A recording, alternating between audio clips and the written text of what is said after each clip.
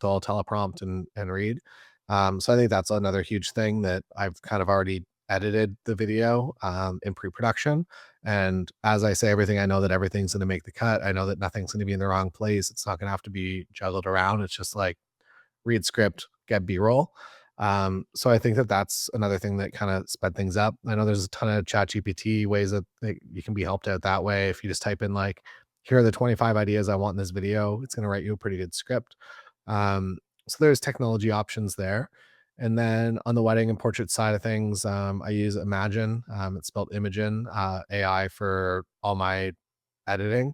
And that's sped up my workflow significantly. I also still call, so I do all my selects manually. So I use Photo Mechanic to do that. Even though there is AI calling options and ways that technology can help you do selects, I've discovered that it's kind of like it's pretty much the same amount of time that I spend. I like for a full wedding day, I spend about 40 minutes to do to make all my selects from that wedding day.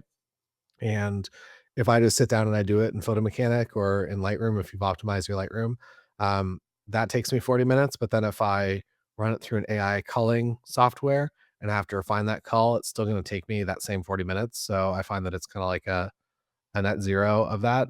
So I would rather just kind of go through everything manually. So I still do that, but I'll usually sit down at dinner and I will call my entire wedding up to dinner while I'm sitting down at dinner. And then when I get home at like 11 o'clock at night, I'll sit down at that point while my cards are loading in. And I'll usually load in whatever my last card or the last whatever last camera I used. I typically try to only use one camera after dinner unless I need to use two.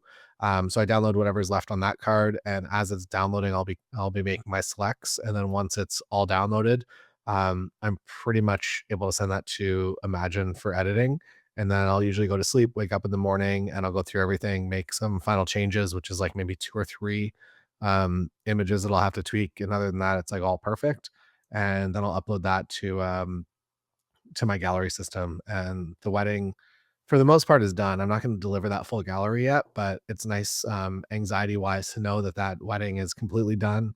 I verified that like all the family photos are there, everything that I shot is in fact in that gallery, and that's very nice. So that's kind of my process with that. So by like I don't know, by lunchtime the day after the wedding, that wedding is usually up online. So that's I would say a huge nice thing that has improved greatly.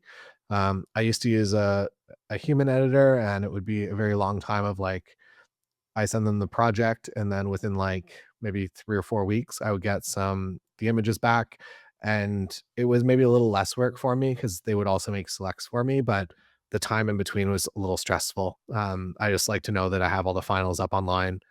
So if anything were to happen, that everything is like I'm obviously backing up everything up in the cloud as well. But if anything were to happen, like I know that that gallery is finalized and online. So that's kind of my thing. And then other than that, just having templates for like email responses and things that you do over and over and over again. If you type the same email twice, you might as well put it in a template and refine that template over time and make your communication life as low as possible, I guess. I'll do engagement shoots maybe for like 25% of my couples now. A lot of them think it's weird and they don't understand why they would need engagement photos. So I do that for about maybe 25% now. And then Okay. I'll also send them a questionnaire. So I don't do necessarily like a pre-meeting. It's just like, here's a questionnaire. Um, and if they can give me most of the information on there, I know what the schedule is going to be. And then maybe we have a call or maybe we just over email. We basically just have to come up with starting time. I also work at the same venues kind of over and over and over again. So it's very easy for me to have no questions on my end that if I know that I'm starting at one and it's a hotel that also has the ceremony space and also has a reception space kind of all in one spot.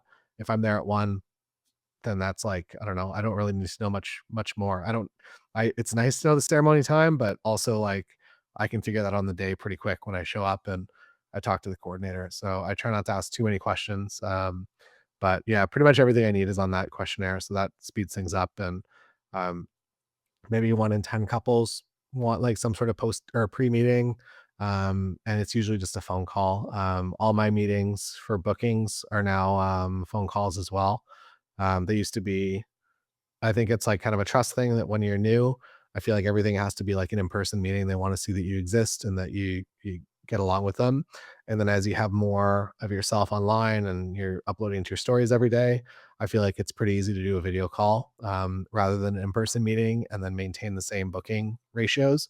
And then at some point, at least for me, I moved my pricing to be completely public. And at that point, I realized that it was like, oh, these couples, like, they don't really care if they do a video meeting. So I moved everything to phone calls, which is a lot easier because you can take them from like, I don't know, pretty much anywhere. Like video call, you should probably be at home, or maybe you can do them in your car, but it's a little not that professional. But phone calls, it's like very easy that I'm driving on my way to a wedding, or wherever I am in the world, it's like pretty easy to do. So that's I guess another workflow thing. I feel like it predominantly because of the pandemic. My sort of sense is that a lot of these in-person, appointments have shifted to either Zoom calls or phone calls. Is that Yeah. is that your experience? I think so. And then I think that we immediately all got burnt out of video calls. And the idea of like doing a video call with someone, if they're like, hey, we should do like a call and it's a video call, I'm like, I don't want to do that. Like that doesn't sound like the most amount of fun. So I think maybe it's again like you're attracting the ideal couple is probably similar to you. So I think in that sense that my couples are a lot more into phone calls, I think. And also I just like that's the option that I give them. It's not like which would you like to do? It's like Ah, I'm yeah. available for a call at like 11 or 5. Whatever works for you, best for you. I mean, I know lots of photographers are obviously worried about AI and AI taking their jobs and whatever. Um, what is your sort of sense as to where the wedding photography industry in particular is going over the next, I don't know, say 5, 10 years? Yeah. I think it's more protected, I think, than other genres of photography. I think there will be an aspect of people that want really nice wedding photos and they'll use AI to generate them, but just a little weird, I think. Where like a LinkedIn headshot, I feel like is going to be more accepted as like an AI thing at scale than like if you're gonna like AI your entire wedding. I feel like it's a very strange thing. So I think it's somewhat well protected. I think the video side of things is also well protected as well for a little while. That like AI, like a wedding highlight video has like no meaning to. Maybe it looks cool and it impresses your friends, but you kind of want someone there on the day, I would say. So I think those are kind of like protected at least. And then when it comes to all other avenues, I don't know. That's a mystery to me. We'll see kind of how all things unfold. I feel like it started like really heavy that it was like AI is going to take over everything. And then I feel like it kind of chilled out a little bit in terms of the industry. And um, it seems like most things are operating similar with like some small changes to how they would have like 5 or 6 years ago. So we'll see. What advice would you give to anybody who's getting into the wedding business now? Um, I would say know that it's a multi-year job, that it's not gonna happen overnight. So know that you're signed up for a little while, and that the unfortunate part is that anytime you make a change or you book a wedding now, it's gonna be like 18 months before, or maybe like 1 year before you actually get to that job. So it's a bit of a slower startup period, I think, than other businesses, but it's definitely worth it, and it's definitely worth the hard work. There's a ton of YouTube education out there now, lots of podcasts and like different ways you can basically learn as much as possible in the shortest period of time.